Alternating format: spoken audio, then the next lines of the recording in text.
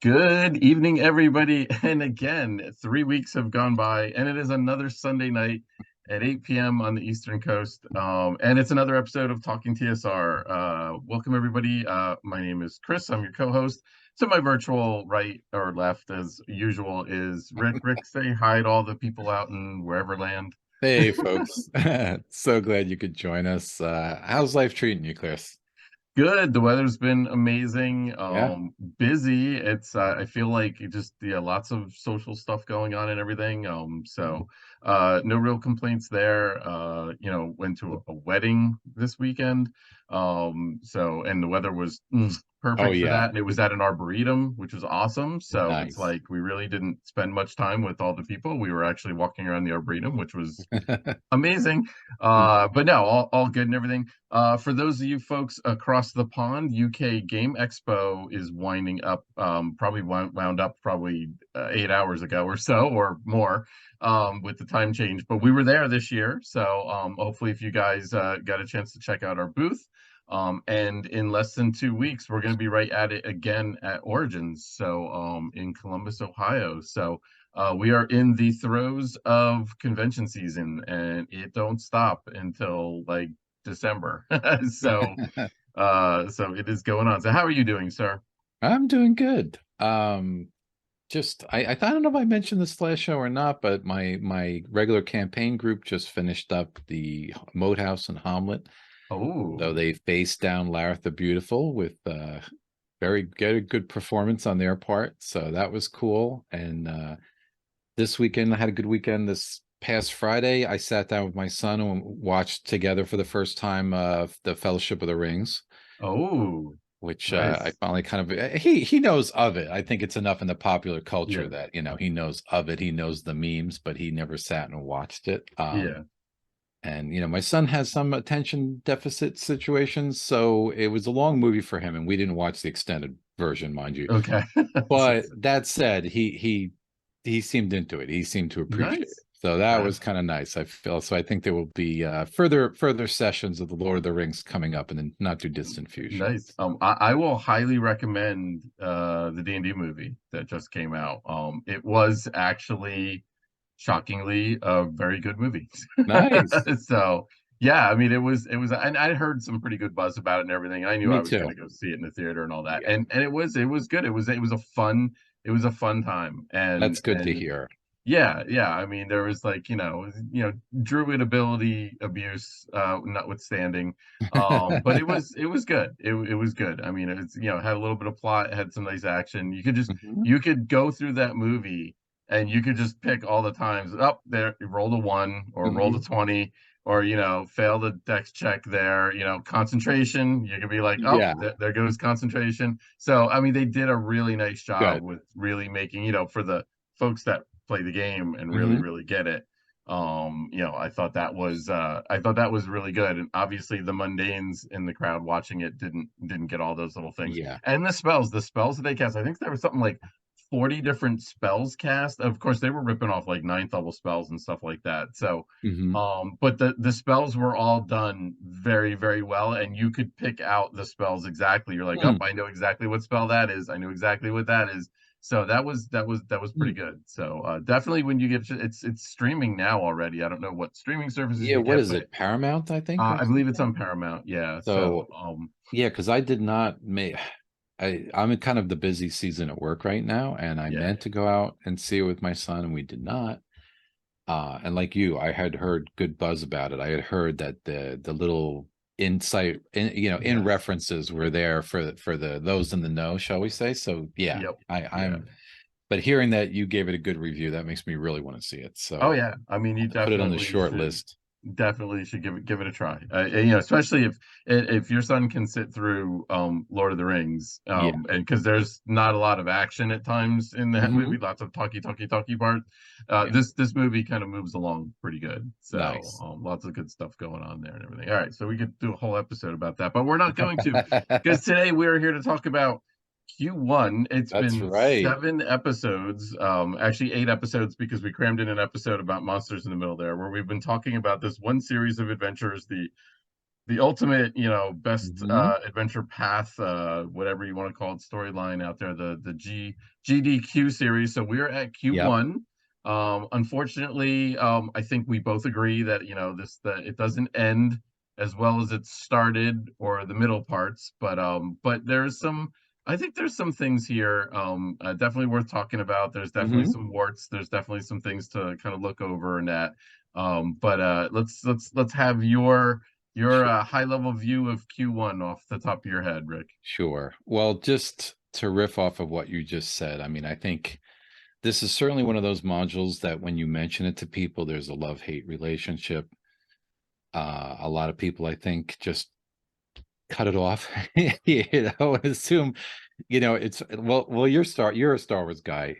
It makes me think of a Star Wars meme I saw, which I thought was funny, where and it had the movie posters, and it said, "What is the correct order to watch the Star Wars movies in? Is it episode 1, 2, 3, 4, 5, 6, or is it 4, 5, 6, 1, 2, 3?" And at the bottom it said, "No, the answer is 4, 5, 6." Which I thought was pretty funny.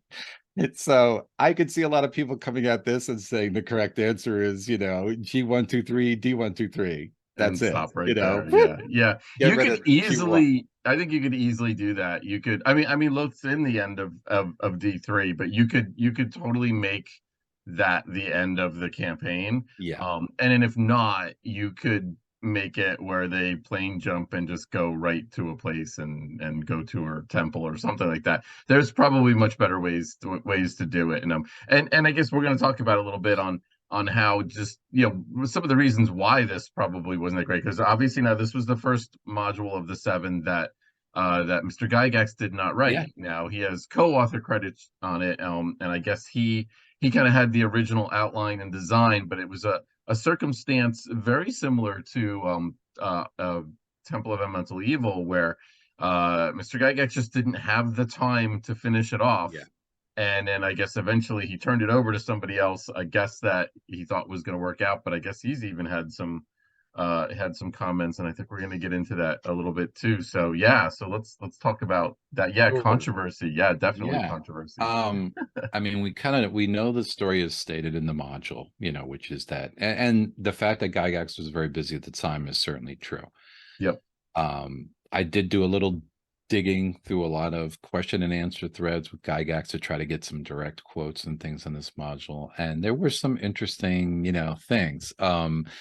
Evidently, the Demonweb design was based on a towel that David Sutherland brought into the TSR offices, and everybody agreed that it was a pretty cool design for a Demonweb. Yeah. So that had something to do with it. Now, Gygax also said that Brian Bloom's vote was a direct influence. And I have a direct quote here: "Being far too busy at the time to oversee the project, and as Brian Bloom thought David's work great, I gritted my teeth and went on." That's a quote from Gygax. Yeah, that sounds like a classic thing for him to say and It everything. And I think does, doesn't we, it? yeah, I think we do have the map. I think, Elena, if you could toss up the Demon Web map. Yeah. But yeah, I mean, first of all, full color of that map, which was cool. Mhm. Thank God it was full cover, because if it was not a color, I'm not sure it would have It'd be been very hard. useful. Yeah, Yeah. and maybe I guess Yeah. there would have been different grayscales, I guess maybe, Yeah. to kind of, or hashing or something on it to tell the different levels. But it was an intriguing start, and I think that was Gary's original thought, was there was Hmm. going to be this Yeah. in the layer of the abyss, there was going to be a demonic web, the demon Yep. web, and then that's where Loth was going to live, and that's Yeah. what we got. But then what we got with it, I mean, it was like cool concept, and then Hmm. like poor execution. Yeah. So I mean, that's kind of where it went off the rails. yeah. I mean, again, I'm quoting Gary here directly. Loth is meant to be a horrific demoness, something worse than the creepiest of arachnids, and her domain was meant to be one of shadows and webs and all manner of nasty lurkers waiting to pounce. Yep. The maze was fine, here he's critiquing the final work, but all the rest, especially the mechanical stuff, was not at all what I had planned. That's what Yeah. he had. And his design, Gary's, evidently, again, what little notes I can find on it, is that he did not even intend it to be in the abyss, but he intended it to Mm, be a demiplane of Los, yeah. which did have a web, and you would kind of work your way through the web, and that Lulth's final lair will be at the center of the web. Yeah. And that potentially you could banish her back to the abyss and basically boot her out of this demi-plane. You know, the other interesting thing, which totally makes sense if you read the work as a whole, the whole campaign, is that the Elder Elemental God and the Elservs clan, i.e. El Clavdra, were supposed to be major players in Q1, and that you were really supposed to be in a position where the players are sort of in between this feud between Lolth and the Elder Elemental God, and depending on how they treated one of the other, they could raise one up or the other down. And kind of the difficult mission of the players was really to thwart the action of both these evil entities and somehow get out with their hides intact. And that was evidently what Gygax had envisioned. And you can see bits of that, I think, in the Temple of Elemental Evil, with all the various personages in there, with, you know, with the Yuz and you know, Zugdemoy and all these different evil entities kind of feuding and having their way in there, you know, with their kind of power struggles and such. So, I mean, I do see there, you know, I think there are grains of truth in the whole fact that his design might have been similar to the temple. Yeah. But yeah, I think it was a worthy effort. I think just there was such an expectation of Gygax following through with the final installment, and I think just tonally it was such a jarring shift what we got, to go from, you know, these creepy spider caves and the vault of the drow to this weird mechanical spider with these gargoyles just idly hanging out, not really being offensive to anybody. It's such a jarring shift, even though you'd expect some sort of shift going to the abyss. I think it was too much for people to handle, and it was too much for me. So I get it, you know. Yeah. And I know me, and I've mentioned this before, I think, on the show. I mean, I didn't like my sci-fi and my fantasy to be mixed back then. I'm a little bit more open to it now. But like, you know, S3 Expedition, you know, to the Barrier Peaks, not one of my favorite adventures. Actually not, it's nowhere even close to probably my top 20, because I just don't I want either sci-fi, I want to lean heavy into sci-fi or fantasy. And but to be honest with you though, the spider ship didn't bother me as much as S3, because the spider ship, again, when I was a kid, I kind of envisioned it more like, yes, it was a spaceship and it flew around like a spaceship and it could do everything.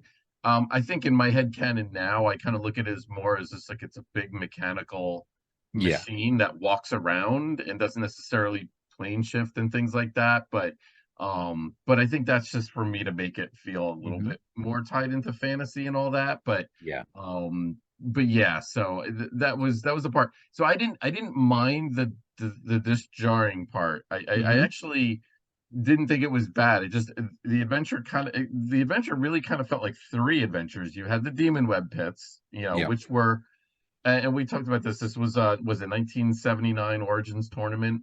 And that felt like, those encounters felt like a tournament encounters. There was 12 encounters, and you needed to get to a teleportation room, and you had to have the device, and you had to unlock the device and teleport to the next level. I mean, you could try and get to other levels by the overpasses and stuff like that, but that was risky at best, and there was no way you would know that was going to work.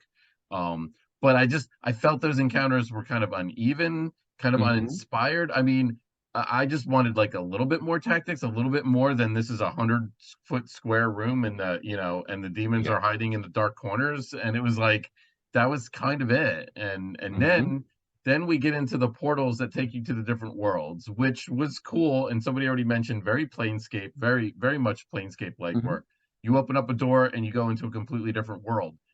That's great, but like, boy, that's just gonna sidetrack your adventure. And like, if you've been playing for months and months and months, and you're finally getting ready to show up and give Loth a beatdown, now you're on this frozen world or something, and like, you know, and literally the PCs could be like, well, she's got to be here somewhere, you know. There wouldn't be so it's like, you know, I didn't know. I was scared to run this, because I was like, oh my gosh, what if they go through one of those doors? And I'm like, what am I gonna do? I have to create a whole new world on it. So there was that. And then you had the spider ship, and that kind of felt like a more traditional dungeon and everything. That's a really good observation because it does feel like three separate parts, Yeah, and yeah, there's absolutely a potential for the characters to, I don't want to say waste, but yeah, spend a lot of time in those alternate planes. And then, let's yeah. face it, those alternate planes can be a lot of work for the DM because they're Well, basically they like a were, whole and bunch of sandboxes. So, yeah, and you didn't know which door they were going to open. right. So Yeah. you're like, there's like 8 or 9 of them or whatever, and you're Yeah. like, which one do I design? Yeah. I Yeah. mean, that's like, yeah, And I it don't was even mind remember boggling. how I did it. I know I ran this. And I seem to remember my players going through at least one portal, but I don't remember them spending a whole lot of time in any of them. And I Yeah, don't know how, I don't know if I did something actively frankly, I was fairly young whenever I ran this. So yep, yep, I'm not giving myself much credit where, it might have been more about fortune stance than, or luck than, me designing it for them not to spend a lot of time there or dissuading them yeah. from it. Uh, Same but here. Yeah, oh, I it probably definitely can go railroaded off the them. rails. Yeah. Yeah. I probably railroaded them away from those portals and just because I didn't want to mess with that. And it's like, Yeah, and it's like, because again, maybe it would have been good if they would have opened up the door and it ended a session and then you had a couple weeks to prep something or yep, whatever. Because yeah, again, there was some of the very first one that was presented, the Elven land, um, had a fair amount of detail and there yeah, was like yeah, encounter tables and stuff like that. And you were like, all right, a I lot kind of of felt like detail. you could work with that. But then some of the other ones were like, it's literally an ocean world and Yeah. here's a random encounter table and it felt very much kind of like Isle of Dread or whatever and Hmm.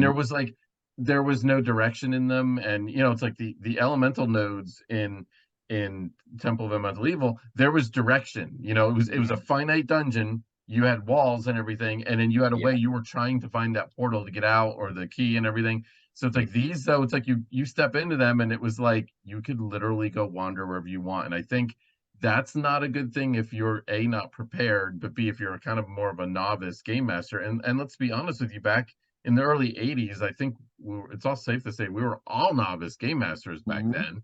I'm not sure I think about it differently now, but I would approach this completely differently. Yeah. Now and I have to admit, when setting up for this review, I was actually thinking through my head. I'm like, how would I have done this? Like, how would I Hmm. have approached this? And I'm like, I kind of figured it out. I'm like, I kind of like, oh, I got my plan. If I was ever run this again, I know exactly how I would do it. But yeah, so it was pretty interesting. And G Blaster said, imagine the ship to be like a chamber that allows plane shifting. Exactly. That's what I thought the spider ship was originally. But Yeah. I look at it now in my head where it was more of a mechanical thing. And, Hmm. I think Lilith's a goddess essentially. She could make it move and plane shift it or whatever, in my opinion. But yeah. Anyway, so let's see. What else do we need to talk about this? What did you think about the maps in general? In the module. Um, they were fine. I like the places where they gave us those kind of mini maps or those little hint of maps at least for some of the other Hmm. planes and things like you said, so you had something to go from, so you got a Yeah. little bit of the vampire's castle, you got a little bit of some of those things. The spider ship web was fine, or the spider ship map, I should say, was fine. Not super inspired, but it makes sense. But aside from that, it really didn't blow me away. And even the web design, I feel like that fold out is really cool to look at, but actually running it and play with the character, with players and stuff, for me was a chore. It was Yeah. just one of those confusing, and I run into this occasionally. We just, let's face it, where you get these maze like cavern maps and these certain things where they're just all these maybe passages twisting under each other, and sometimes you get these designs where they look great on paper, but when Hmm. you run them at the table and people are trying to map them or you're trying to help them and you're trying to draw out certain rooms of the DM, it's a nightmare. Yeah. Yeah. And I do remember the web with the whole overpass, underpass, and some of the stuff being very difficult for the players. Yeah. I remember them wasting, again, I don't want to say wasting, but I remember them taking a lot of time in that web portion. Hmm. Yeah. Um, Agreed. so, Agreed. again, it's one of those things. I would approach this very hesitantly now, just even with all this DMing under my belt at this point, I would not be eager to run this. There's a part of me that would love to run something like this, but there's so many directions here and there's such an incohesive feeling to the whole. Even for an extraplanar module, you get the sense that Sutherland was just thinking, well, that'd be cool, and writing it down, and that'd be cool, and writing it down, Yeah. without a big overall direction. And that's not good, no matter Yeah. where it's set. At least, in the Vault of the Drow and the other things, there was always a cohesive feel to them. Hmm. If you go to the Shrine of the Koatoa, the whole thing feels like a cohesive whole. The whole dungeon map, it all flows and goes together. Hmm. This, like you said, it feels like three separate parts that are kind of falling apart from each other to me. Hmm. Um, so yeah, I'm very torn on it. What do you think as far as the art and the other elements? Well, there was a lot of art in this, and again, this was a 32-page adventure, and it's weird, we were talking about the other ones, how the other ones are so short. This Yeah. one's so long, and yet it seems like it could have been longer. It Oh, seems like sure. this Yeah. one should have been longer to give us Hmm. some more details on the worlds and some of the things. So it's just the ironic how that we had that economy of words back in G1, and then we get Hmm. to Q1, and we're like, oh, we're like three times the size, and or is it four times the size? And it's like, yet it seems like it's incomplete at times, and there needed to Yeah. be more, or should I say more would have benefited it in general. So I was impressed with the amount of art. I thought the art to be somewhat generic, Hmm. somewhat, the pictures were not particularly inspiring. It was like, here's a manticore, here's a, it was just kind of like, oh, we need a white dragon, we needed this, we needed Hmm. that, and it was like, so you didn't get a lot of dynamic pictures of about like the cover was a pretty dynamic picture Hmm. of a big battle and everything. So I thought that was kind of interesting. So I admired that there was 24 pieces of art, but some of them were not even quarter page pieces. They were like Yeah.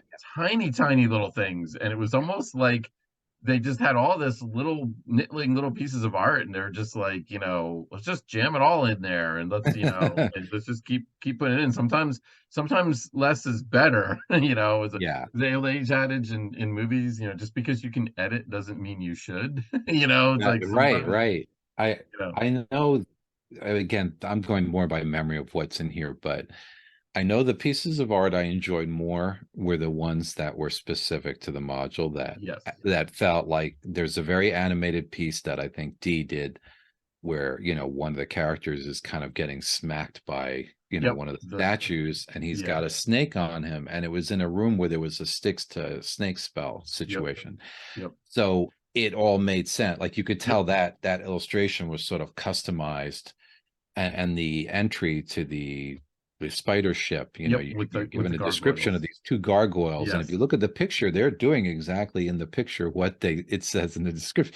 So yep, somebody clearly got the message, and connected the dots there. So I love when that's done. yeah, But like you said, in other cases, you get these like tenth of a page art of like, well, here's a little bit of a little sliver of a dragon's head, and we're just going to shove this here in between paragraphs. yep. So it's, again, like the module as a whole, it's a mixed bag. Very, Uh, very much so. Now, Very was much so. this, because I don't know, so I'm going to ask you, I guess, in our audience, was this the first color cover of a module? Because to the best of my knowledge, it's never had a mono version.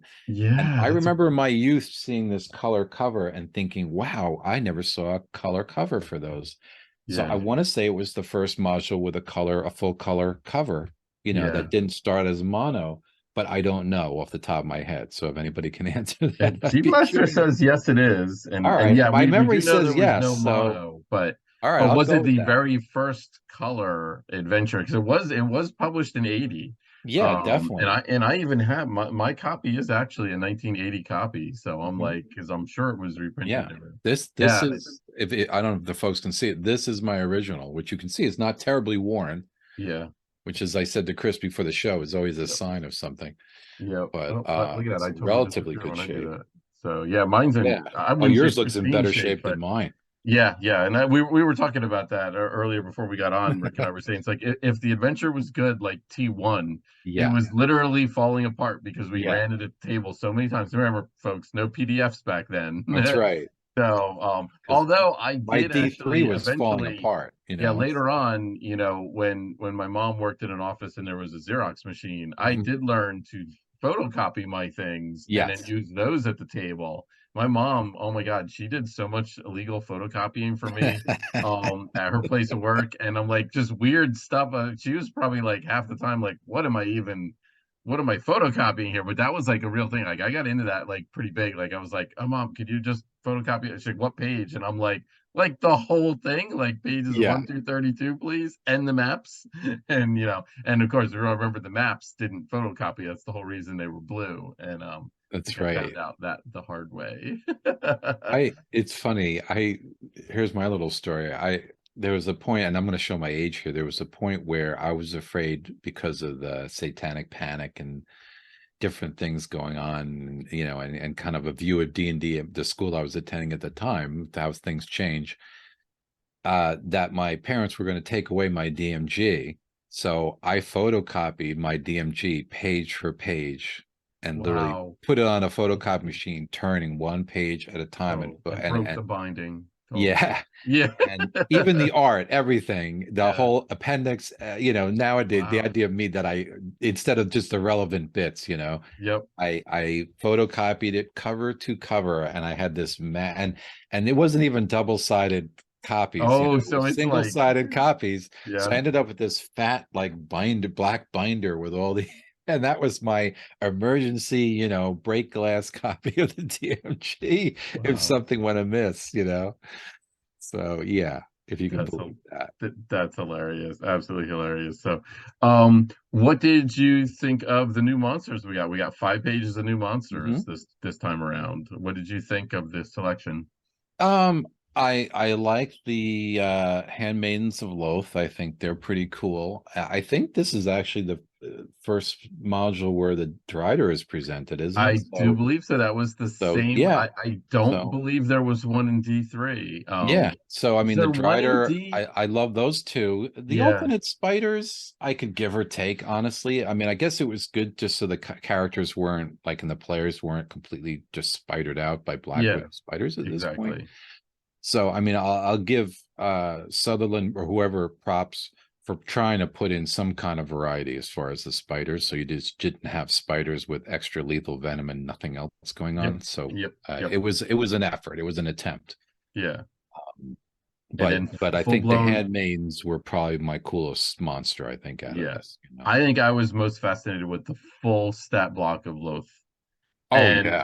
and because Cool. I did not have the deities and demigods at that point, and Mhm. apparently they used, I guess, the treatment, or there was a section at the end of her stat box where basically they said if you're using deities and demigods, like here's the Yeah. extra material that you need.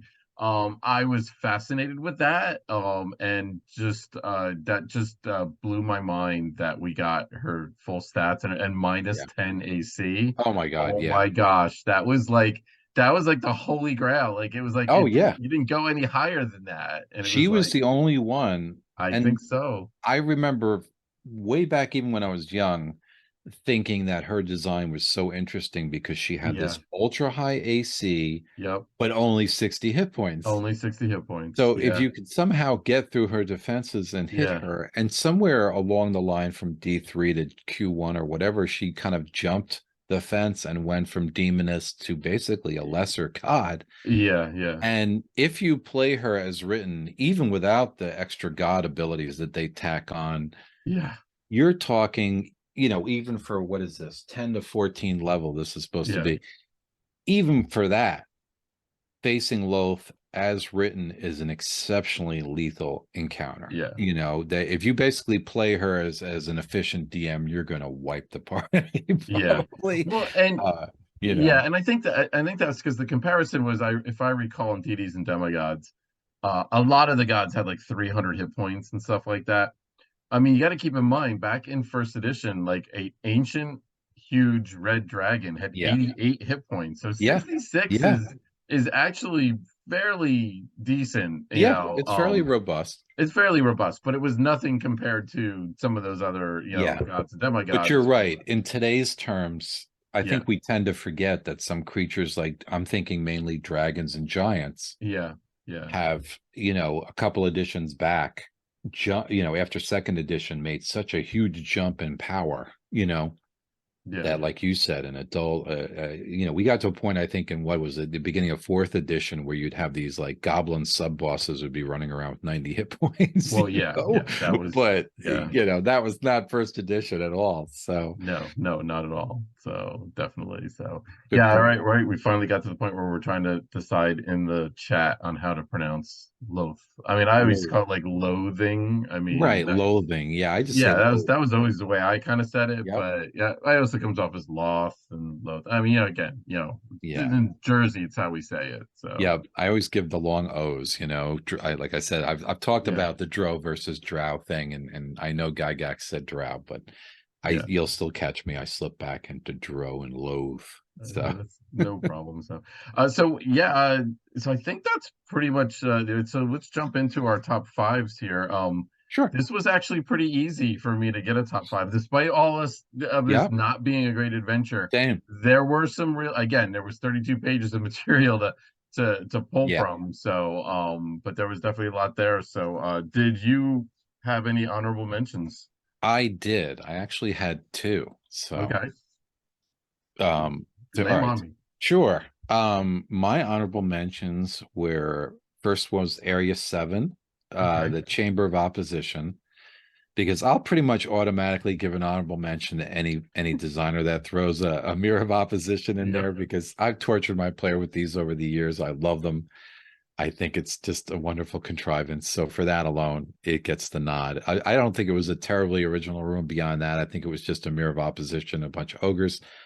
yep, But hey, it had the mirror. The ogres would treat the duplicate as their leader, and yep, there was pretty much a situation where the first person to the door almost pretty much, I think, automatically got duplicated. yep. So yeah. And then the second was Area 7. That was again one of the web areas. It was Los Prison. This was the one with the great bone colossus.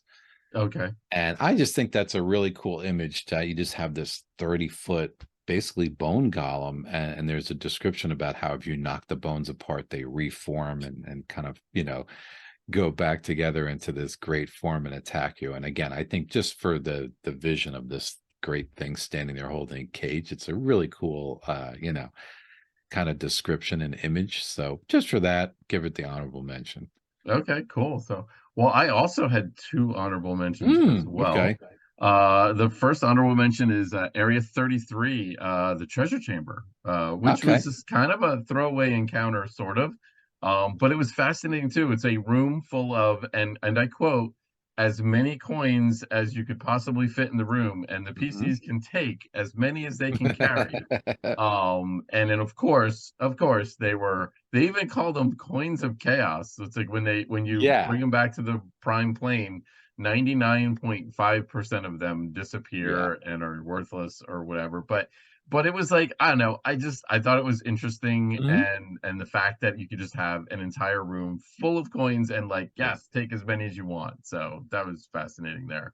And it makes Um sense. And I it did. remember the description for that room saying something like the DM should somberly let them take as Yes, much as they yes. want, And basically like, oh my gosh, you found her treasure room. It's like, Yeah. man, and it's like, Um, yeah, I love that. So mhm. yes, that was one of the honorable mentions. My other one is Plane E.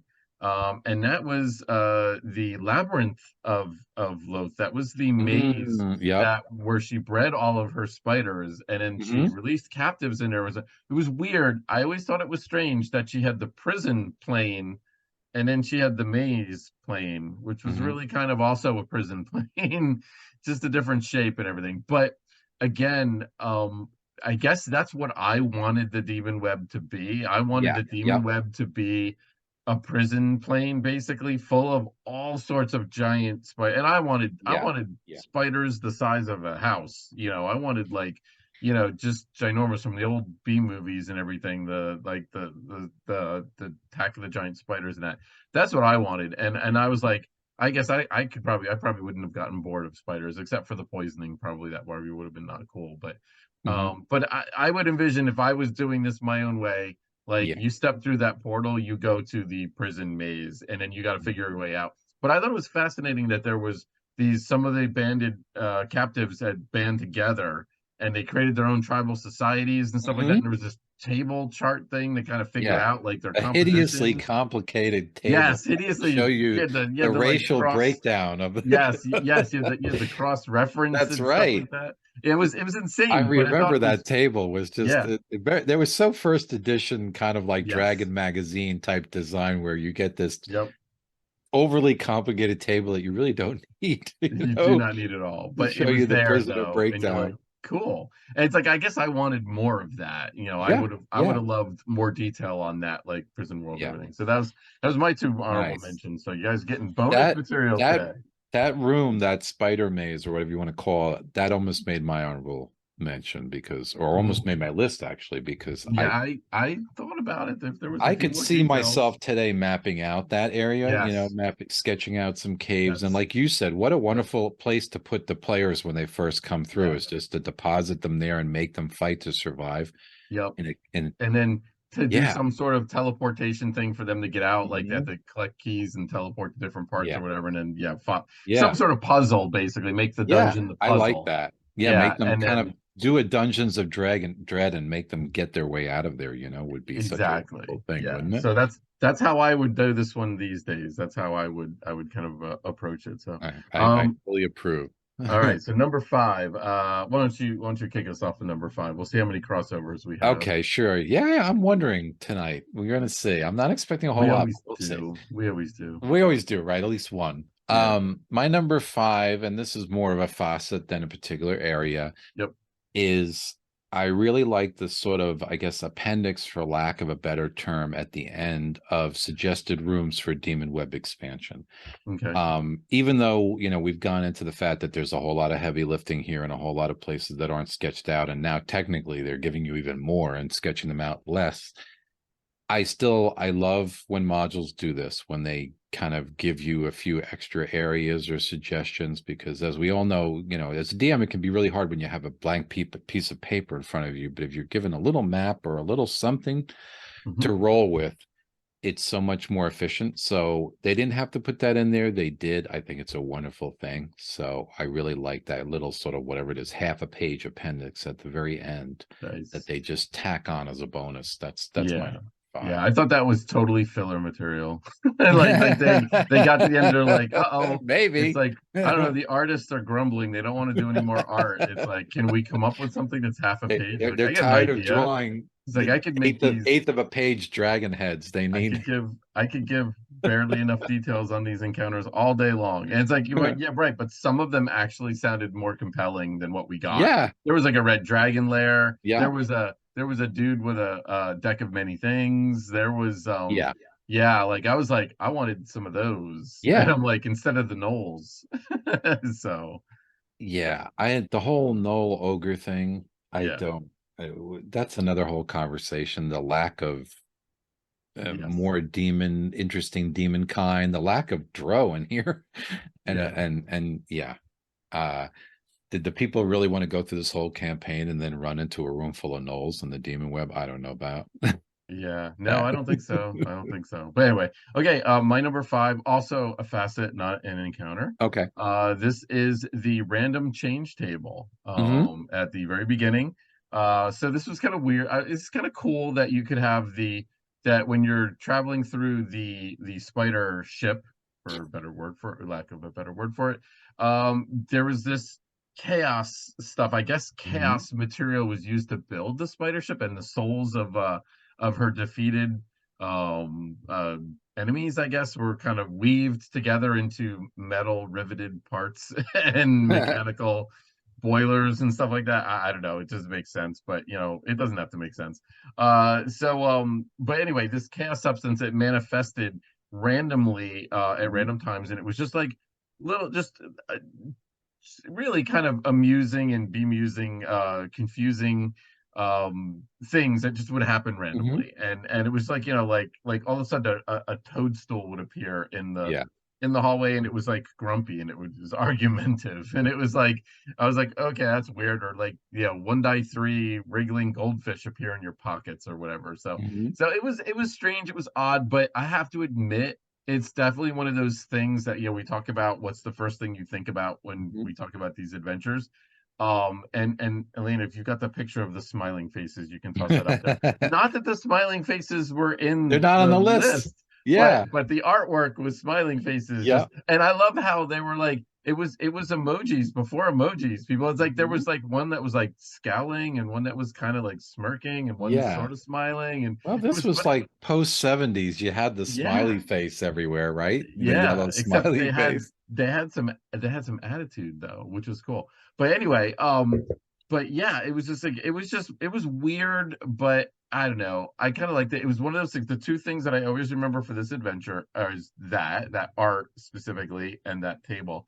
And the second thing is you talked about it, the entryway with the two gargoyles. It's like Mhm. I'll never forget reminded me of Pippin and Mary sitting at when Isengard is thrown down and they're like hanging out, smoking and eating and everything. And it's like I just kind of envisioned those two right there. But we all know that Tolkien did not inspire Gygax or D&D at all, so it couldn't No. couldn't be the two hobbits. So, but anyway, that's my number five, the random change table. Nice. All right. My number five, and this is in a very light way, is Area F, Maldev. This is the area Mhm. of the dwarf stronghold. Yeah, I love the illustration. I love the description of this, but really the reason they kind of ascended to my list is, there's some suggestions there on Sutherland's part that you could basically do, full scale battles, that you could kind of, mhm. do a whole army battle thing. And again, is it veering the characters way off a mission? Yeah, probably. But I do love that idea. And I think I even Mhm. attempted or came close to attempting that once. And I could see myself doing something like that again. So I like the potential of it. Again, it pulls them off a mission. It's a lot of work for the DM, but I think there's such potential there that it's a cool area. Mhm. I Well, actually preferred Maldev to that other Elven area, even though the oh, Elven okay, area was okay. given so much more detail. Yeah, yeah, um yeah, I don't know why, but I think just on the strength of that illustration, for some reason, just captured me. I thought it was cool. And again, the illustration is accurate. You see the two fortresses before you see the mountain kind of complex. So I like the fact that the illustration was basically accurate to what was being described. yeah, So yeah, I found that kind of, that kind of cool. I guess that's what happens when you have an artist involved, is you yeah. wrangle some images that are, relevant. So that's my number four, is Okay. Maldev. Well, because we really have to keep in mind that it was the origins of D&D, and it was Hmm. really only like 5 or 6 years past. Maybe it was a bit more like 10 years at this point by 80. But it really was not that long ago when these creators were playing war games. Oh So yeah, yeah, and doing fantasy battles and whatnot. So it's not that's surprising that right. this is a complete off the tracks thing. But I have to tell you, because you might actually like this concept, Rick. But the most recent, it's not the most recent, but the second most recent hardcover by Wizards of the Coast is the Dragonlance book. But Uh-huh. there's also a Dragonlance board game that goes with it, and the board game is where you simulate the battles. Hmm. So, and then they tell you in the module when you should go and what scenario you should go play, so that you can. Oh, And interesting. apparently, your characters, I think, can actually participate in the battles. I think somehow. I'm not Mhm. sure. I will admit I'm about halfway reading the hardcover book, and it's not great. So I don't know if the battles are better. But I mean, it's not awful. It's just not great. Okay. But I thought it was kind of neat that Yeah. they kind of tied that in, and Mhm. and I was very intrigued. I'd like to, like, when I'm at Gen Con, I want to go track down and see a demo of this game, because I Yeah. want to see, like, just how well they did this Dragonlance Yeah. war game. But that Because just I just whenever, no, because you're right. Because whenever Wizards has gone in that direction, I Mhm. like. Again, I did not think it was a particularly good game, but when they came out with that Greyhawk Wars or whatever it was, Yep, yeah, I purchased that in a heartbeat. I own Battle System, yep, and yep. I I've tried actually it, played and Battle I System. own the other Skirmish Rules or Yep. whatever it was called. It Hmm. came in a soft cover book and all that stuff. I never got into it a hardcore way, like I never played Warhammer or anything, Hmm. but I always wanted to bring a little of that to my table. And Yeah. a couple of years ago, I ran the characters are in my current campaign. I kind of put them through a war scenario, and I let them participate and kind of conduct, lead, have their characters just jump in and lead a few larger battles, and it was fun. It was a nice change of pace. So yeah, you're So dead we on have with my completely list. got off the rails here. I know. Can you tell we don't want to talk about this module? Oh, that was too No, soon. Too soon. battle All right. system. Let's go. So my number 4 is another facet, actually. Again, you can tell I didn't like the encounters. No, that's not true. My top 3 are all encounter areas. I think they're encounter areas. No, they're not all encounter areas. I lied again. Anyway, my number 4 is the spell effects table for when you first go to the Abyss. Love that. There was something similar to that in Temple of Elemental Evil. Yep. But it was basically, first of all, clerics can only get first and second level spells back. Yes. It was Yikes. assumed that deities directly bestowed third and higher level spells. So the Yeah. first and second level spells, you didn't need to actually contact your deity. So I thought that was cool. That Mhm. really raised the stakes, I think, of Yeah. your clerics, I think, right off the bat. Now, when you did jump off to those other worlds, You though, could get them you back, could get right? the Yeah. spells back, as Yeah. probably why one of the reasons why those worlds were probably there.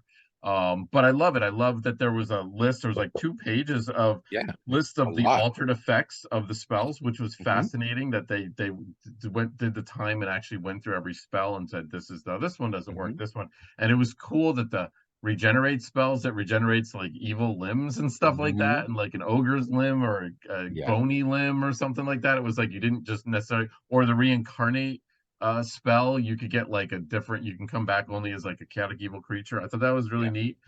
And I really liked the fact that all of your magic weapons lost 2 pluses on everything, and some of your other magic items were affected too. That's right. So your +3 sword was now a +1 sword, and they even tell Yeah. you at the beginning that you're going to want a couple of +3 weapons, because if it went from +2 to +0, it was no longer considered magical. Hmm. That was harsh, because you run into a lot of creatures that could only be hit by magical weapons. And yeah, that was, I don't know if I probably would have kept the items still magical just Hmm. to affect creatures, but like not Yeah. with the bonuses. But that I thought that was cool. I thought that was interesting. It made it feel different. It made Hmm. it feel like, well, Yeah. we're not in Kansas anymore. Yeah. Oh my, like, not only are our spells not working the same way, cleric can't get back third and higher level spells. That's kind of crazy. So that's my number 4, the spell effects table. Nice. All right. My number 3 is Area 13, the Court of Loth. This is Okay. sort of where you fight the illusionary, the phantasmic force version of Loth. I love the whole kind of dead magic zone. I like the use of illusion there. It's one of the rooms where we finally get some real tactics, kind of thrown Mm-hmm. at us. Mm-hmm. You get a sense of, all right, you've actually got a demoness who might be a genius level intelligence doing something here. So I liked it for those reasons. It was I don't know. I guess it felt like something back to more the realm of what Gygax might write, as opposed to other parts of the demon, of the spider ship. So just kind of for getting back to basics and setting up a true fight against Loth, as opposed to just having her hang out in the room in the Fane. I think it was better. Mm-hmm. It set up more of a climactic battle against Loth, where it's really the preliminary part of something where she can go from room to room to room. If you read this module, there's several places where he kind of says, well, if you're in this room and Loth has gotten here, she could be at this spot. So I like the fact that it sets up this almost running battle against Loth, where she keeps falling back to different positions. Again, fighting smartly, fighting like Mm-hmm. somebody you would expect, like the way she would fight. So for those reasons, Area 13, Court of Loth, number 3. Cool. Awesome. So, all right, I get to my first area, actually. Area 29, the bridge. Mm. So this obviously reminded me of, the Bridge of the Enterprise, actually. I was like, that was the first thing I got in it. But I thought it was kind of cool. I liked the voice tubes, that Oh the yeah. voice tubes were going throughout the entire ship. Yeah. And the fact that when you were in the control room up at the front there, the bridge, like there was a random chance that some demonic voice could like reach out and talk to you. Mhm. And then you had to pull the old Han Solo, like, try and fast talk your way out of it. And that's Yeah. exactly the vibe I got, and now Mhm. that and doing my reread and everything, I almost felt like, wow, those other worlds were kind of very Star Wars like too. You had the ocean planet, you Hmm. had the the swamp planet, you had the Hmm. desert planet, you had the, it's like, and keep in mind, Star Wars came out in 77. This module Yeah. was Huh. published, was 1979, was used at Origins tournament. So, what was possibly on their minds? But I just love the tables where if you flip any of the switches or whatever, Yeah. like the ship could lurch, or you could like Hmm. there'd be Oh yeah. explosion or something.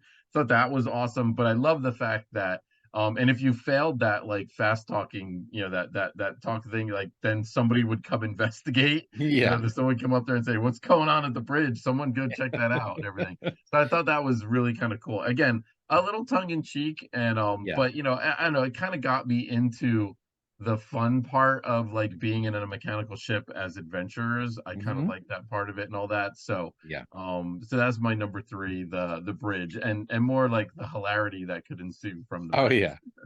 Nice. All right. Where are we? You're number two. Oh my goodness. You know what? I'm gonna have to skip. I've got an extra number in my list. I don't know how that Oh, happened. okay. So we're gonna cut that one right out. So I'm gonna jump to my number two then. Um, wait, number two? Yeah. Yeah, number Oh two. my goodness. All right. Yeah, I'm like losing numbers here, but whatever.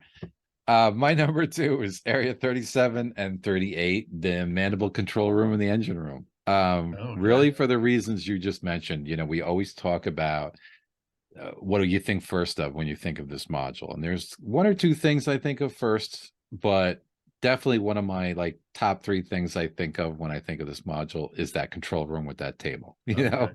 because it's very similar to the bridge. I mean, I think Yeah. we're given three different tables. The control room and the mandible control room, those tables are a little more severe, but basically it's the same kind of situation. People start tiddling around with the buttons and things. You can have steam vents opening up and the ship, a boiler Yeah. explosion and all kinds of hilarity. And I remember playing that room with my players, and I had players that definitely like to play with switches, so all kinds of hilarity ensued.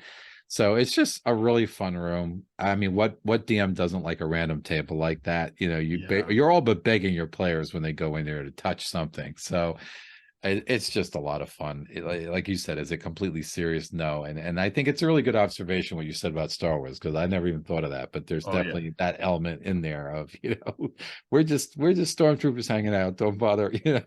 don't mind us. So yeah, that would be my number two, would be the All right. mandible control room and engine room. I'll That's put them awesome. together. That's awesome. All right.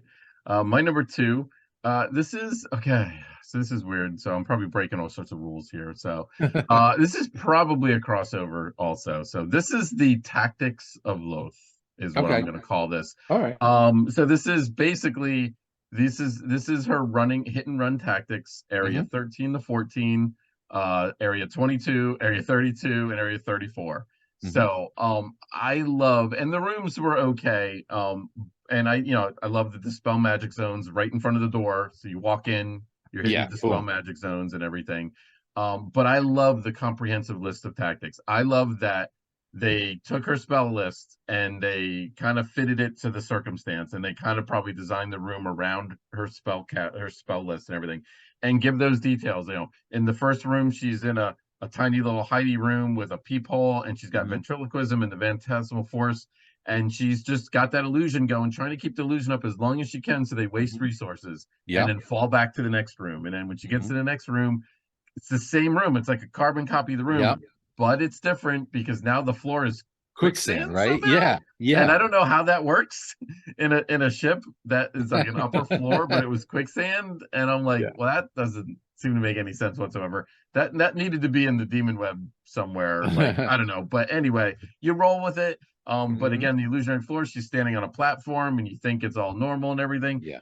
But this time she's for real and she just goes at you with spells. And there's a detailed list of spells, and then she's got an escape plan, and she's Hmm. got escape plan to go fall back to the next room. And what's amazing is we talked about her armor class and her relatively low hit points. Well, she could heal herself 3 times a day, Hmm. and she falls back 3 times. Yeah. So it's kind of like each time she falls back, heals herself back up. So Yeah. it's like you literally need to defeat her a bunch of times. And I Yeah. love in the last room, there's another out where she can escape through a mirror and basically Hmm. plane shift through a mirror, and Yeah. the mirror will crack and you can't follow her. So like if the game master wants her to get away, she Yeah. can get away. Like she's Yeah. got enough in her arsenal tools. But I loved how the tactics worked with the Mhm. rooms, with the environments.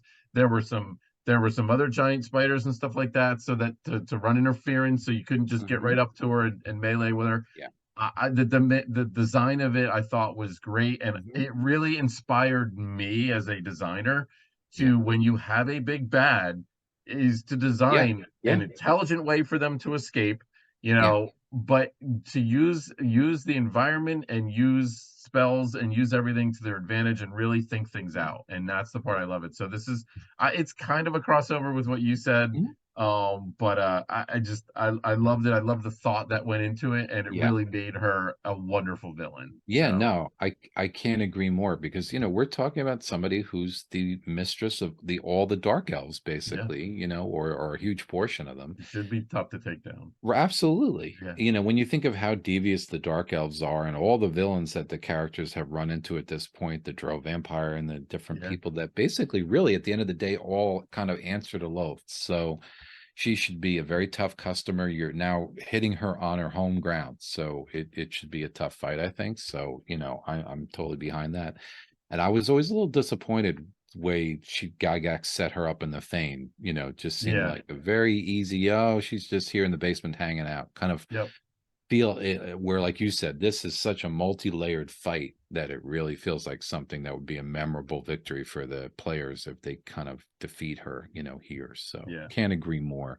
All right, so we're down to our number one. So if we Yeah, don't count this as a crossover, we have not had a crossover yet. This could be a first. This could be that's early true. Yeah. TSR I history. feel like we came close with the control room lists. But they were two You're on the completely bridge different though. rooms, So though. They were two. yeah, we're in I would different room. say the whole tactics of Loth in your Yeah. area 13 are very close, Well, but this is going to be interesting. I'm Let's gonna see. end the suspense right now with my number one because I do have a crossover. Oh, See that?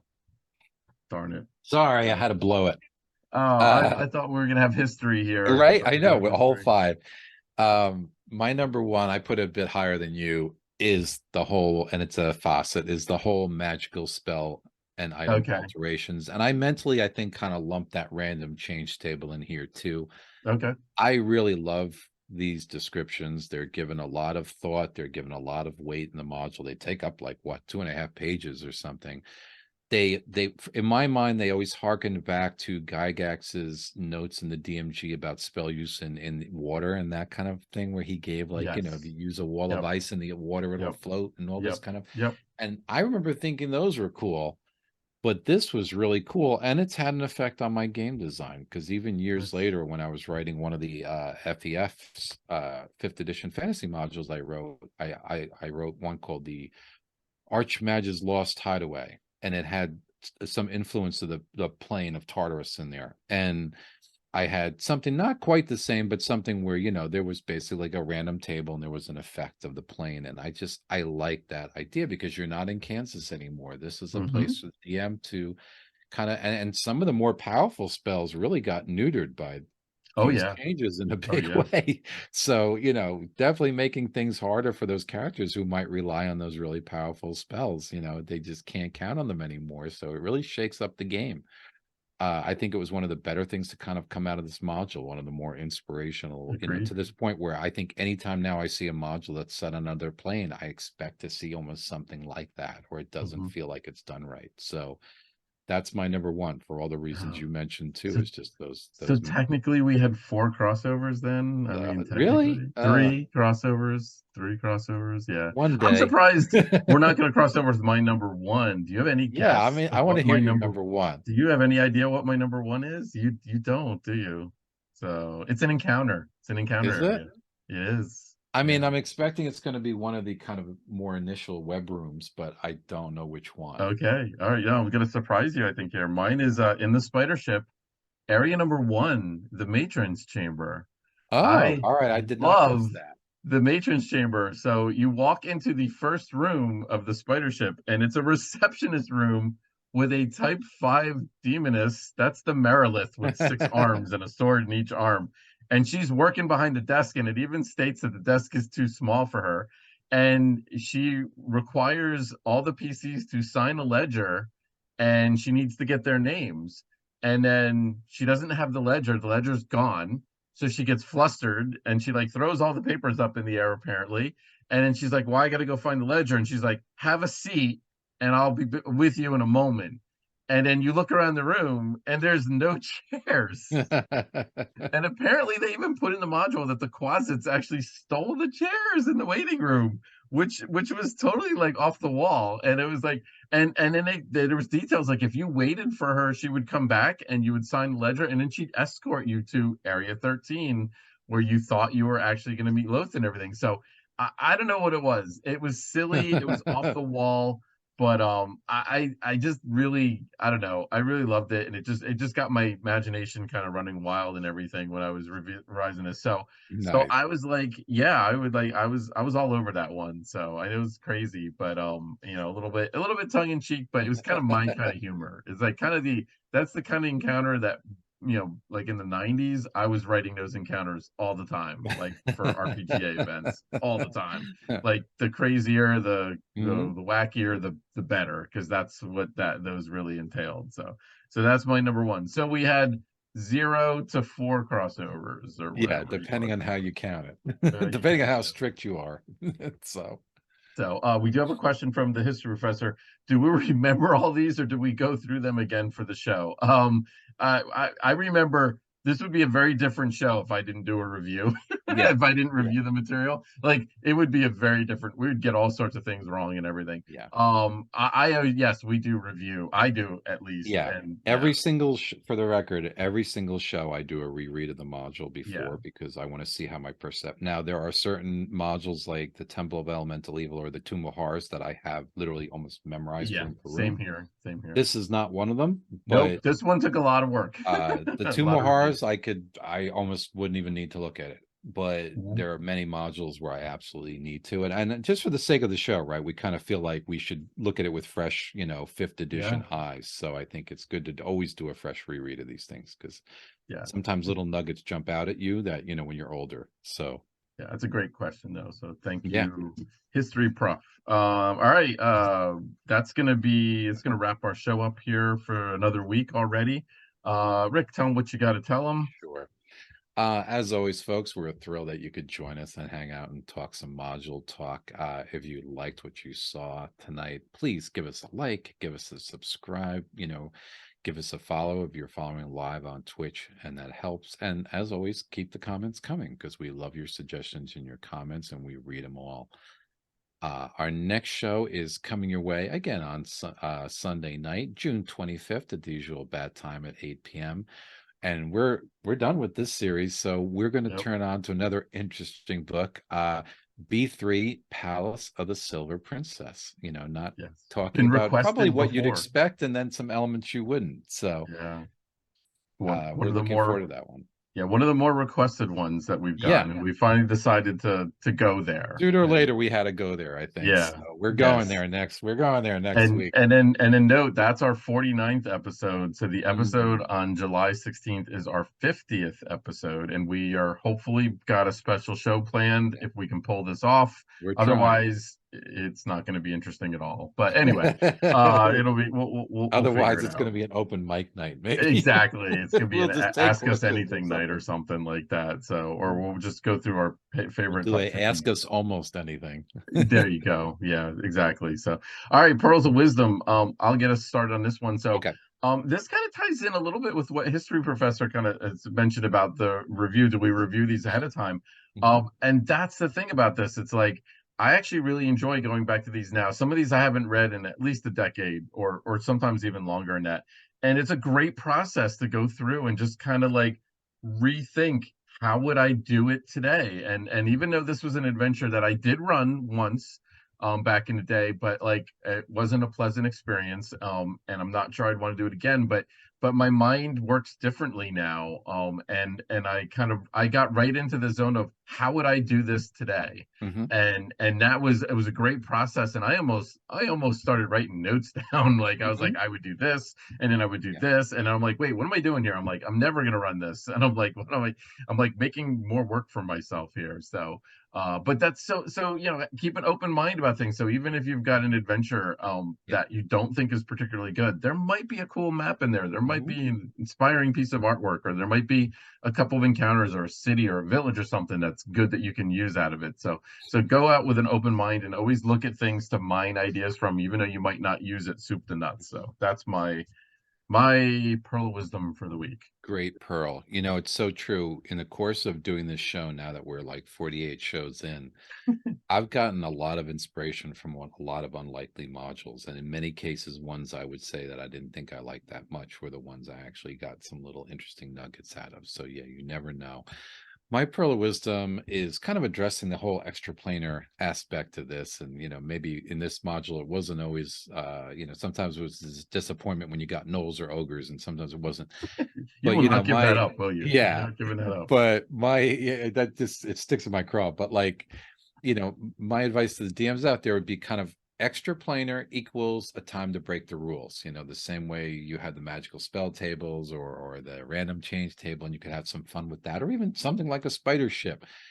If you're going to get wild and woolly, to me, you're given license almost to do that when you get extraplanar. When you go to another plane of existence, that is your time to shake up the norm, to take those spells, to take maybe the magic items or the tactics of your players and turn them on their head and shake things up a little bit in an interesting way, and you know, challenge your players anew. I think that's your license to do it, because for once you don't maybe have to totally follow the realism rules, and you can have, you know, quicksand in the middle of a ship on the on the floor, which still doesn't make sense, but we can write it off because it's the abyss. So it's kind of, There it you is. know, it gives you a little more license than normally you would have. So take advantage of that license and run with it.